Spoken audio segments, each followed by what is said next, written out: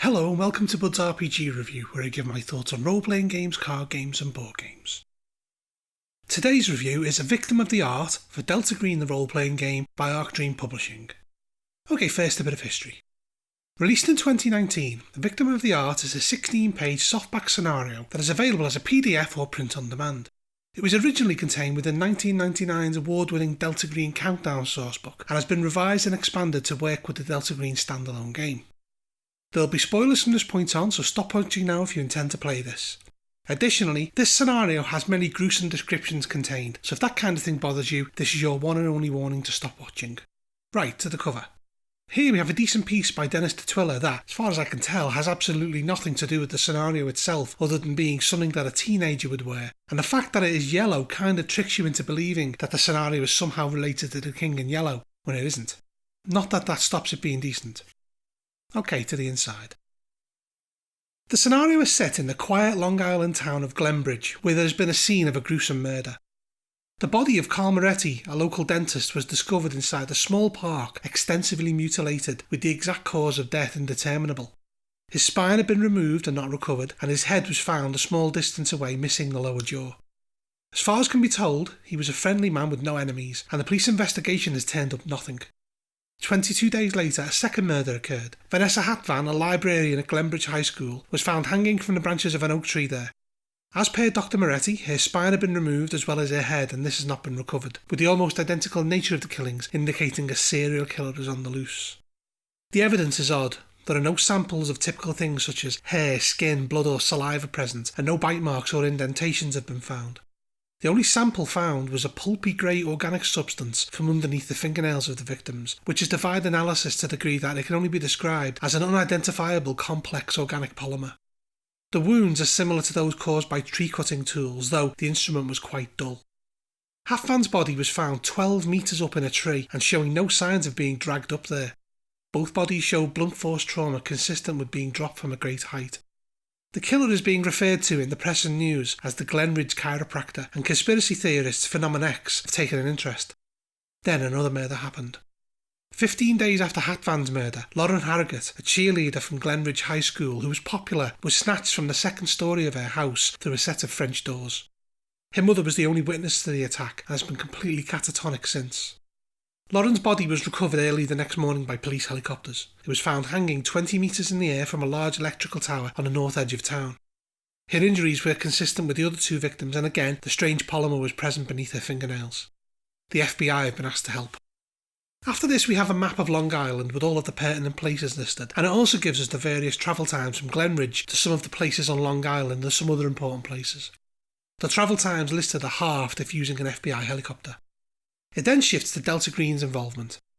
The case has fallen into the lap of a member of the Behavioural Analysis Unit at the National Centre for the Analysis of Violent Crimes, or NCAVC. Assistant Special Agent in charge Thomas Carson. Being a Delta Green contact who has had brushes with the unnatural before, the bizarre nature of the Glenridge murders set off alarm bells and he reached out to his contacts. The agents will find themselves in Glenridge under the guise of being an FBI presence assisting the police run by Carson in Quantico. During their preliminary briefing, he tells the agents that they are never to discuss the unnatural or the programme over FBI-issued smartphones, only official business, and if they need help or advice they are to come to Quantico to speak to him in person. The scenario stresses that this is not an FBI case, as murder is not a federal crime unless it happens on federal government property.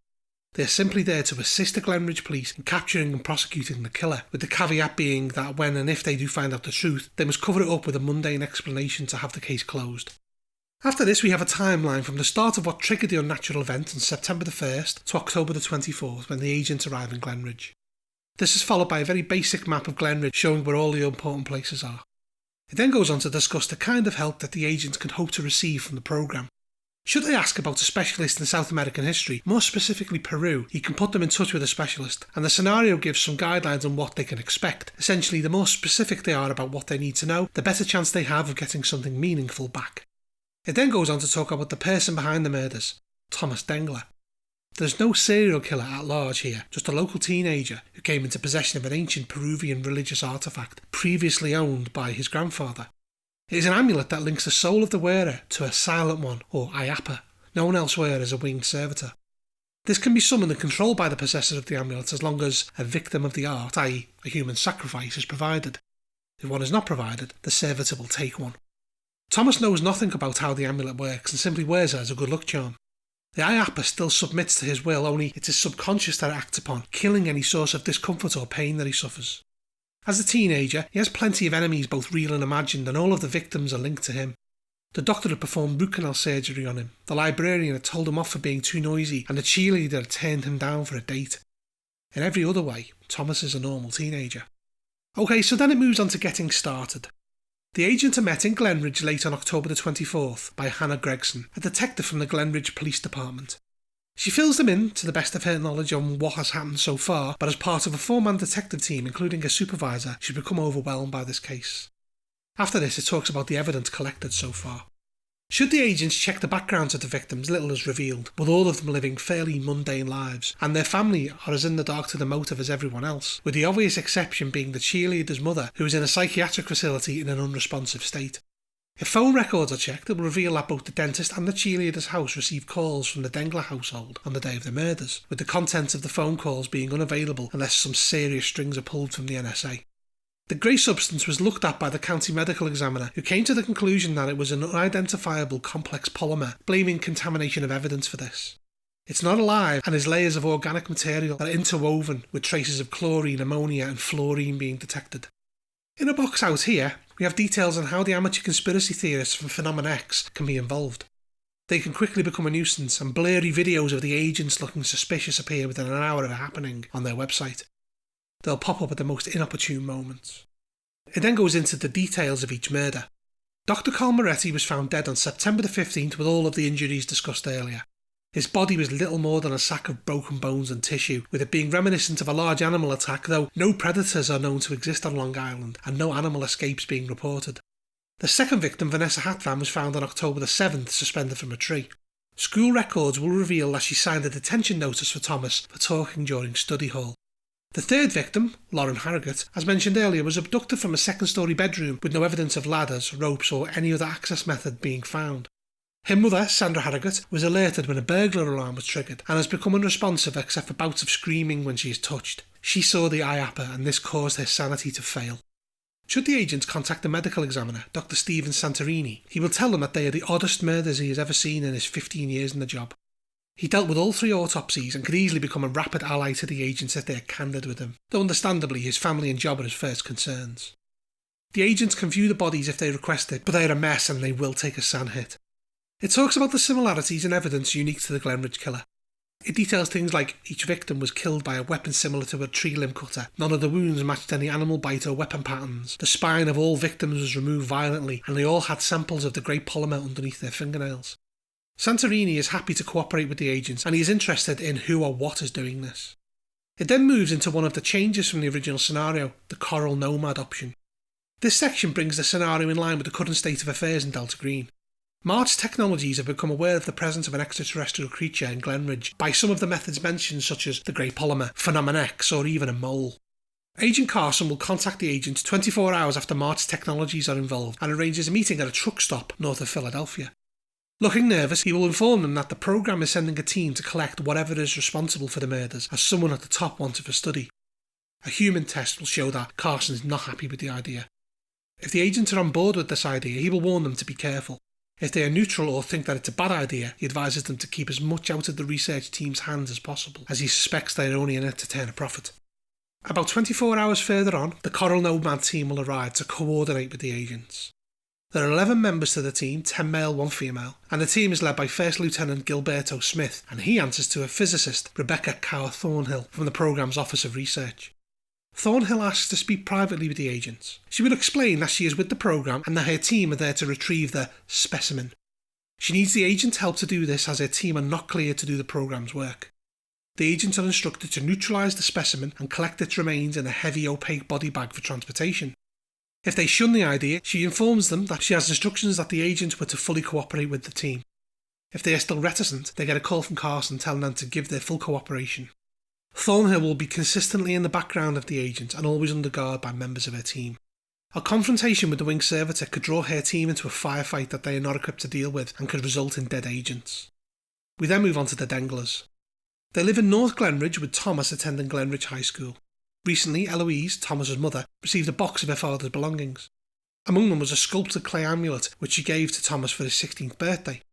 Thomas has a fascination with archaeology and ancient religions since receiving it and has begun documenting his ideas and dreams in a daybook. He is completely unaware of the deadly IAPA and was at home on the night of the murders. Thomas is an average teenage boy who is small and awkward in stature, with a lack of confidence that has cemented his status as a loser at school. He's been bullied and beaten at the hands of his peers due to this. He is currently recovering from root canal surgery and is on painkillers. He was a boy who lacked a focus in his life until his 16th birthday when his mother gave him the amulet. Since reading his grandfather's note, he has become charmed with the idea of becoming an archaeologist. The IAPA and what it does haunts his dreams, though he doesn't remember anything after waking, though he did wake up screaming on the night that the cheerleader was killed. He has no idea of his involvement in the killings or that his soul is linked to the IAPA. If Thomas is asked about the doctor, he will say that he had surgery recently. If asked about the librarian, he will admit she singled him out for talking during study hall and gave him detention, though as other kids were talking he felt she made an example of him. And if asked about the cheerleader, he will get embarrassed and admit that he called her on the morning of her death to ask her out for a date, however she turned him down laughing. It then goes on to discuss the amulet. It is a clay artefact of the Chavine people, described here, depicting two intertwined figures, one human, one winged beast. As the Chavine didn't have a written language, there is no writing on it. It is small and brittle, and if shattered will sever the magic contained within. It links the mind of the wearer to an IAPA. Here it gives a rundown on the information that the agents can find out from the Chavine to the Inca civilizations, and this is followed by notes on Thomas's grandfather, Derek Wheeler. Most of this is information that can be discovered from reading his notes that are in the trunk in Thomas's room. It explains how he came upon the amulet. It then goes into who the next victims of the IAPA could be. This could be various school bullies, his parents, nosy Phenomenon X investigators, and even the agents themselves if they come across as threatening. It then gives some details on the IAPA, or the Silent One. It is a winged servitor that is devious and crafty. It enjoys the taste of humans, enjoying the crunchy bits more than the rest, the human spine, brain and skull proving to be special delicacies. Having dealt with humans for centuries, it understands that guns are dangerous and will attack with stealth at night whenever it can, snatching its victims and dropping them from great heights. It then goes into how to run the scenario. It's very much a freeform affair with no pre-arranged scenes or climax. The key clue here is the phone records that will ultimately tie Thomas to all three murders, though he is completely oblivious to his involvement. The easiest solution is to break the amulet, and of course, if Thomas is killed, the murders stop. It also suggests that the IAPA, angry at the amulet being broken, comes after Thomas himself, and it even goes into arranging a trap for the beast, which could involve Phenomenon X, Corral, Nomad, or even both. The last thing detailed is how to deal with the scenario if the agents are working for the outlaws rather than the programme. Lastly, we have stats for everyone involved.